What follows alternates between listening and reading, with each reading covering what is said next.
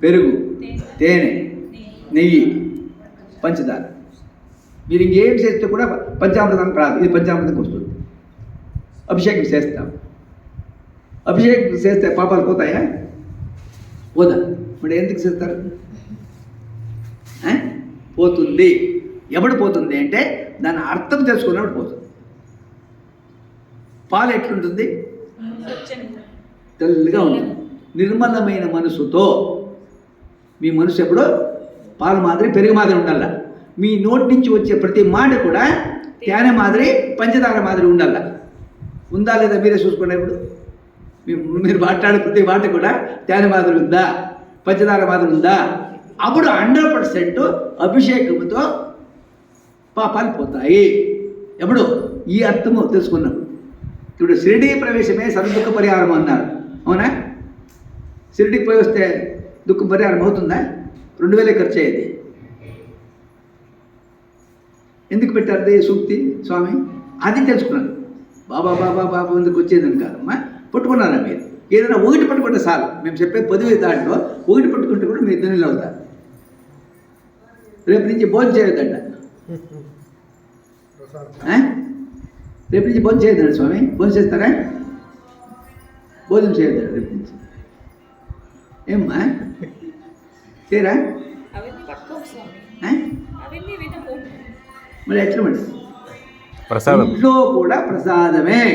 మీరు రేపు నుంచి మైండ్ చేసేసుకోండి. దీంట్లోనే ఎంతో 50% మీ కర్మలు పోతాయి. మీకు ఆటోమేటిక్గా మీ ఇది లిఫ్ట్ అవుతుంది. ఏమి ఇంట్లో తింటే కూడా ప్రసాదమే. ప్రసాదం అనే భావన వచ్చింది అనుకోండి, భార్య ఉప్పేయలేదని కోప్పడు, తినేస్తారు. ప్రసాదం ఇచ్చినప్పుడు ప్రసాదం కళ్ళు అద్దుకొని తినేస్తారు. అట్లా ప్రసాదంగా భావించండా. మీరు ఏదన్నా పెట్టండి ప్రసాదమే. ఇంట్లో కూడా ప్రసాదమే. అట్లే పని మానుకున్నారు. రేపు నుంచి ఏ పని చేయొద్దండి.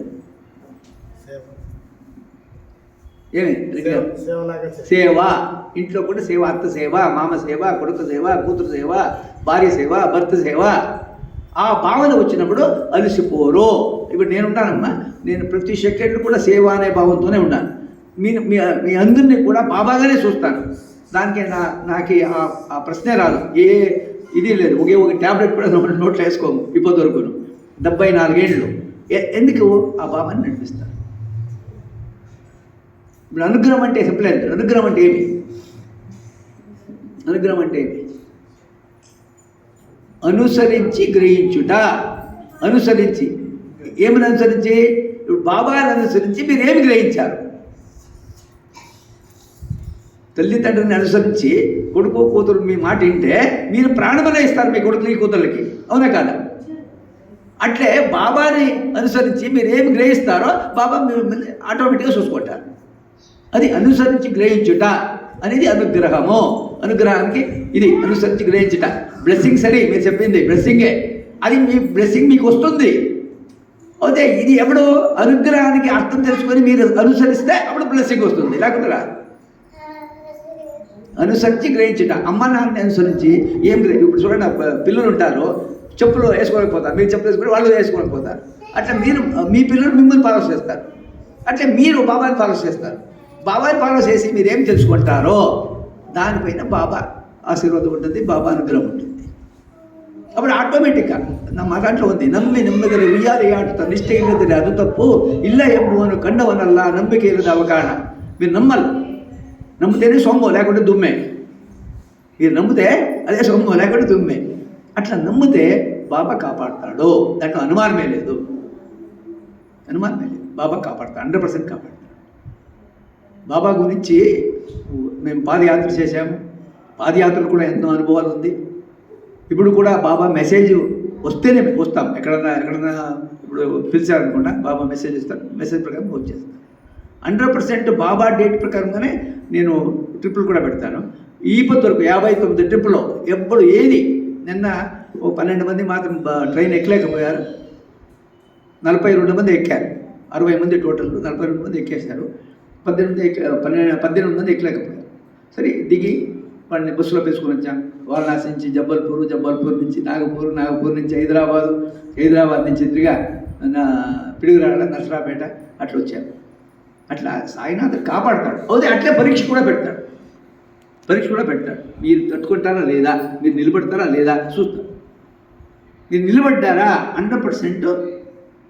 పుస్తకం చదవండి, హరి రాసిన పుస్తకంలో 100% ఆ సూక్తులు గురించి ఎవరు రాయలేదు. ఎంతోమంది బాబా గురించి రాశారు, బాబా పుస్తకం గురించి రాశారు, బాబా సూక్తుల గురించి రాసింది ఒకే ఒక పుస్తకం ఇప్పుడు ఉండేది ఆంధ్రప్రదేశ్లో, హరి రాసింది.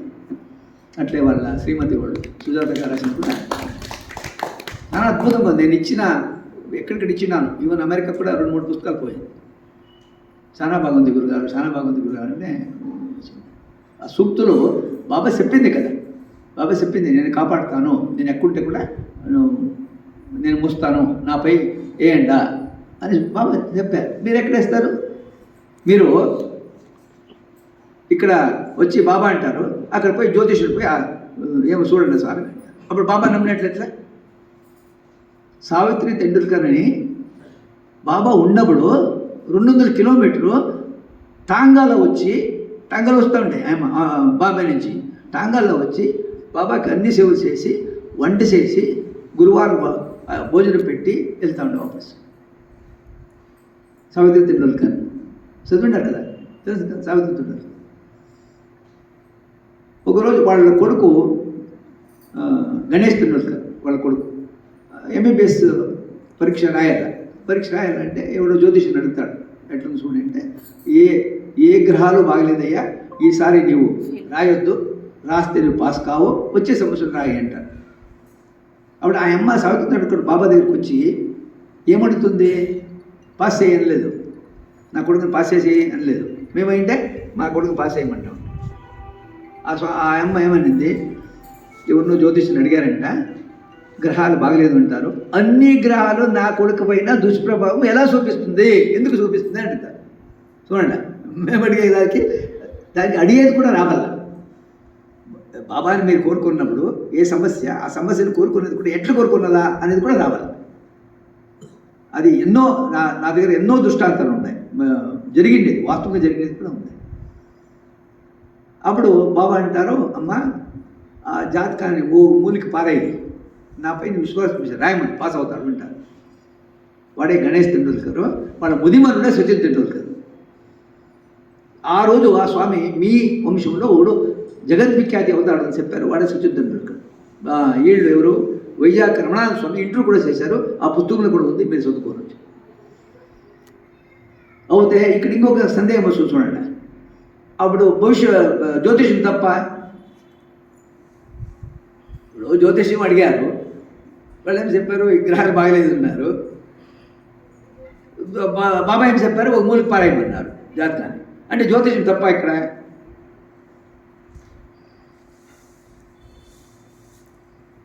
ఏమ్మా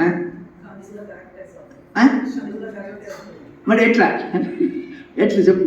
అది ఇక్కడ మీరు తెలుసుకోవాల్సింది, ఇక్కడ కరెక్ట్గా మీరు తెలుసుకున్న అవగాహన వచ్చింది అనుకోండి, మీ జీవితం ధన్యము, మీ జీవితాలు ధన్యమవుతుంది.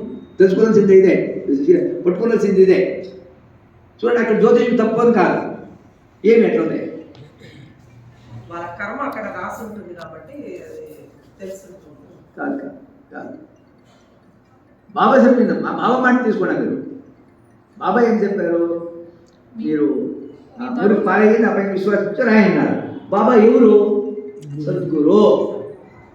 మీకు సద్గురు తెలిసినప్పుడు జ్యోతిషుడు వద్దు. మీకే దానికి ఏమి అర్థమయ్యేట్టు చెప్తానండి. ప్రధానమంత్రి మీకు తెలుసు, ముఖ్యమంత్రితో పనేమి, ముఖ్యమంత్రి తెలుస్తుంది మీకు, కలెక్టర్తో పనేమి, కలెక్టరే తెలుస్తుంది, పీవన్తో పనేమి. మీరు పోయి పీవన్ పట్టుకుంటే మీకు కలెక్టర్ తెలుసు కదా, డైరెక్ట్ వెళ్ళండి కలెక్టర్ దగ్గరికి. అట్లా సద్గురు తెలిసినప్పుడు, సద్గురు మీరు ఆశ్రయించినప్పుడు, సద్గురు సేవ చేస్తూ ఉన్నప్పుడు ఏ జ్యోతిషుడు అవసరం లేదు. ఎలా సద్గురుల కింద వాళ్ళందరి గ్రహాలను